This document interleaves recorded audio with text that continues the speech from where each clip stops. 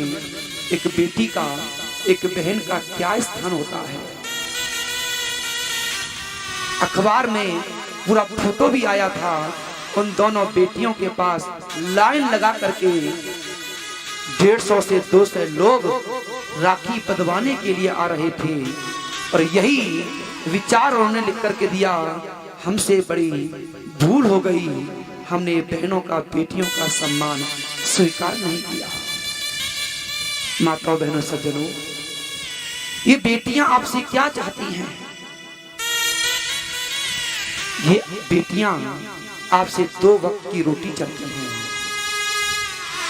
इन्हें आपसे और कुछ अभिलाषा नहीं है, और कुछ उम्मीद लेकर के ये बेटियां आपके घर नहीं आती। आपके घर मात्र 2 समय की रोटी चाहती हैं। माँ, ये 2 समय की रोटी मुझे दे दो,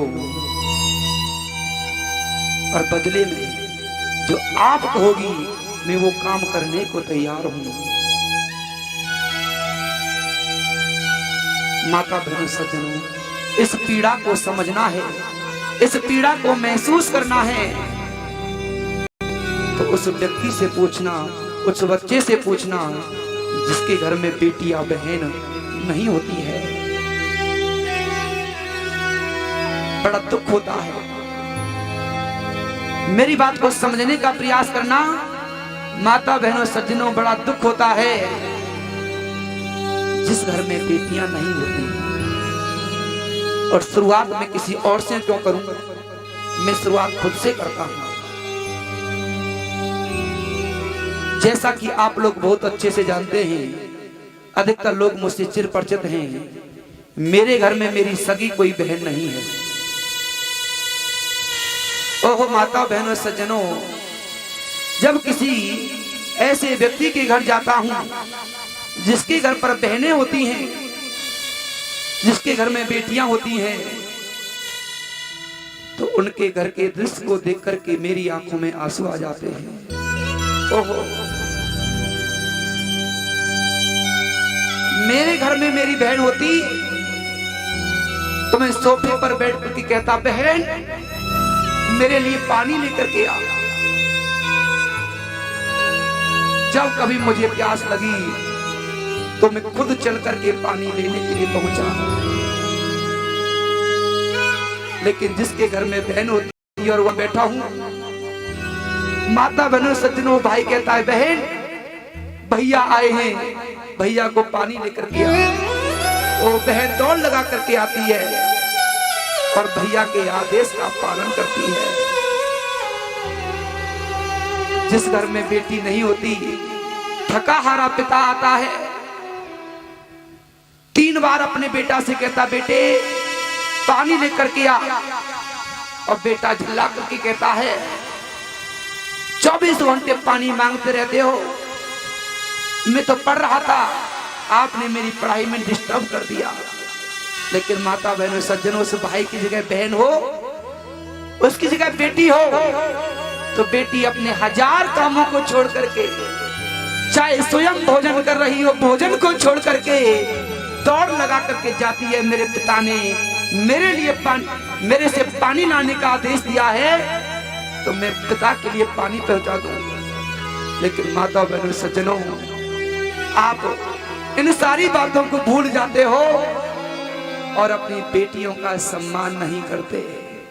ओहो, दुख तो तब होता है माता, बहनों, सज्जनों, जब त्योहार आता है और त्योहार के दिन जिसके घर में कोई बहन नहीं होती है और उस भाई की कलाई सोनी रहती है, जब चहुओर देखता है सभी बहन वाले भाइयों के घर में बहनें भाइयों को राखी बांधती हैं, रोली से तिलक करती हैं, उस भाई को तब कमी अखड़ती है, काश मेरे घर भी बहन होती तो मेरी बहन मुझे राखी बांधती, तिलक करती और मेरे घर में मेरी बहन उछलती कूदती घूमती। ओहो, बड़ा दुख होता है माता, बहनों, सज्जनों, इस पीड़ा को मैंने स्वयं ने भी महसूस किया है। जब मैं छोटा था और सबके हाथों में सबकी कलाई में मैं जब राखी देखता था तो बहुत बुरा लगता था। फिर मैंने एक काम किया कि किसी को ये ना पता लगे कि इसे राखी बांधने वाली कोई बहन नहीं है। माता बहनों सज्जनों, मैं बाजार जाता और बाजार से राखी ला करके अपने हाथ में अपनी माँ से बनवाया करता था। क्यों? क्योंकि दुनिया के लोग ये ना समझे इसकी कोई बहन नहीं है। और ऐसी बहन को, ऐसी बेटी को हम गर्भ के अंदर ही मार देते हैं। हमें तनिक भी लज्जा नहीं आती। पता नहीं हमारे हृदय पर पत्थर कहां से आ जाता है। अपनी बहन बेटियों को हम इस दुनिया में आने ही नहीं देते।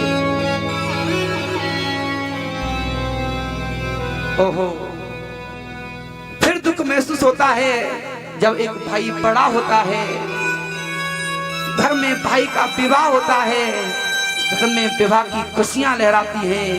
एक बहन जब उसे पता चलता है मेरे भाई का विवाह है, ओह माता बहनों सज्जनों, वो बहन फूले नहीं समाती और भाई से बार बार कहती है, भैया शादी आ रही है, आपकी शादी में इतने रुपए का लहंगा लेकर के आऊंगी, क्योंकि मेरी सहेली भी लहंगा लेकर के आई थी। और जब भाई कहता है, बहन हमारी और उनकी हैसियत में तो अंतर है, थोड़े से काम चला लेना। फिर कहती है, कोई बात नहीं भैया, मम्मी की पुरानी साड़ी रखी है, मैंने सिलाई सीखी है, मम्मी की पुरानी साड़ी में से अपने लिए मैं लहंगा सिल लूंगी। वह बहन टोटे में भी हमारे घर में अपना गुजार कर लेती है, लेकिन अपने परिवारजनों को परेशान करना नहीं चाहती। दुख हो, सुख हो, हानि हो, लाभ हो, अपने परिवारजनों का साथ निभाती है। ऐसी होती हैं हमारे घर की बेटियां। लेकिन न जाने इस भारत देश के लोगों को क्या हो गया है कि बेटियों को वो सम्मान देना नहीं चाहते जो बेटियों को सम्मान मिलना चाहिए। आज ऐसा ही दृश्य एक घर में है। एक घर में एक माता पिता रहते हैं। प्रभु की कृपा से वो मां गर्भवती हो गई है।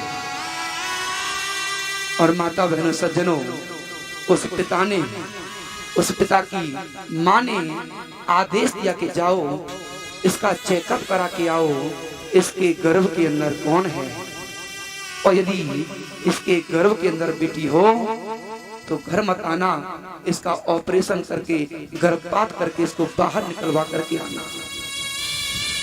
आज वो बहन अपना चेकअप कराने के लिए आज उस लिंग परीक्षण वाले उस प्रयोगशाला में जाती है, उस लेबोरेटरी में जाती है। और जैसे ही लेबोरेटरी में ये पता चलता है कि गर्भ के अंदर तो एक शिशु है और शिशु एक कन्या है, तो विचार बना लेते हैं कि अब हमें इसको मारना है, गर्भपात करवाना है। लेकिन माता बहनों सज्जनों, वो बेटी जो गर्भ के अंदर है अपनी माँ से कुछ भाव कहना चाहती है, क्योंकि गर्भ तो नहीं कह सकता, लेकिन इस दर्द को एक कवि ने महसूस किया है। और वो कवि अपनी पंक्तियों के माध्यम से मेरी बात को समझने का प्रयास करना। एक गर्भस्थ वो कन्या अपनी माँ से, अपने पिता से एक निवेदन करना चाहती है। और गर्भस्थ शिशु क्या कहता है, ओ बेटी गर्भ में यूं रोई